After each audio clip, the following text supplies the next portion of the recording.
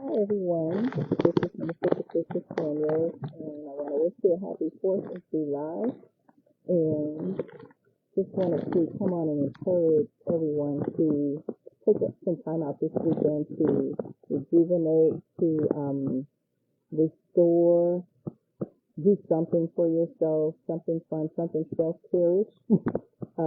Maybe take a walk, like this time of day is a great time to go for a walk, and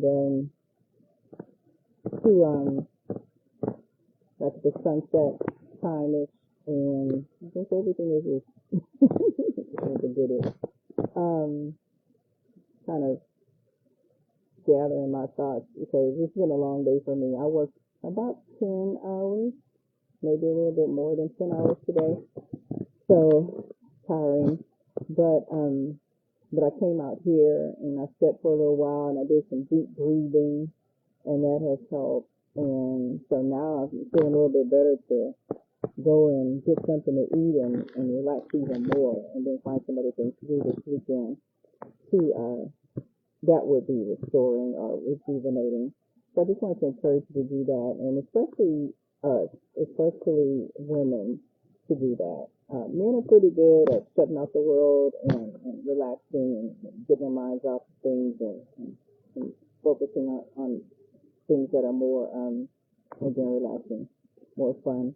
But we as women don't tend to do that for ourselves. We worry about every little thing or go from one thing to the other, trying to make sure this is okay or fix that and all those sorts of things. So I just wanted to encourage us as women to do something that would build ourselves back up and to drop into our feminine, to do things more girly and like maybe go and manicure, pedicure. I need to do that one. Um, Massage maybe. I mentioned walking either at sunset or walking at sunrise. Those are really nice times. Good times to clear your head out. What's some other things? Nap. I think that's the first one on my list this weekend is to get some sleep. So a good old nap. Eating something delicious. What else?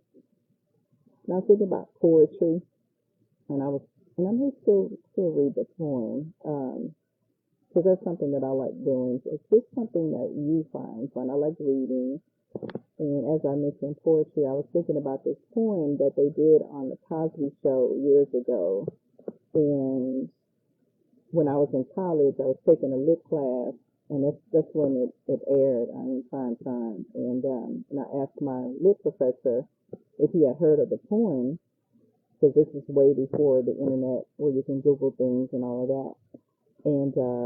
And he did. He knew, of course, the poem that I was speaking of. And when I went to class the next time, he gave me a copy of it.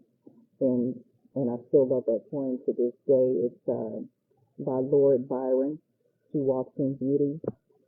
And the first stanza is, she walks in beauty like the night, of cloudless climes and starry skies, and all that's best of dark and bright, meet in her aspect and her eyes, thus mellowed to that tender light, which heaven to gaudy day denies.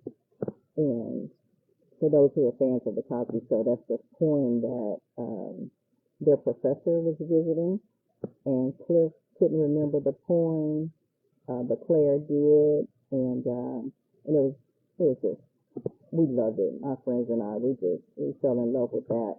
And as I mentioned, I asked my lit professor if he had heard of it, and which is so, because it's so well known. And I guess he probably thought, who is this child? Of course I know what form it is.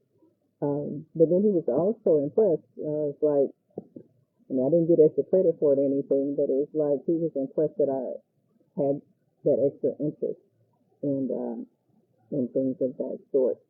So anyway, I was thinking about that this week, and I actually did some reading up on it, and I'm going to come back and teach on it some for us, for women to work on our softness and our femininity and all of that.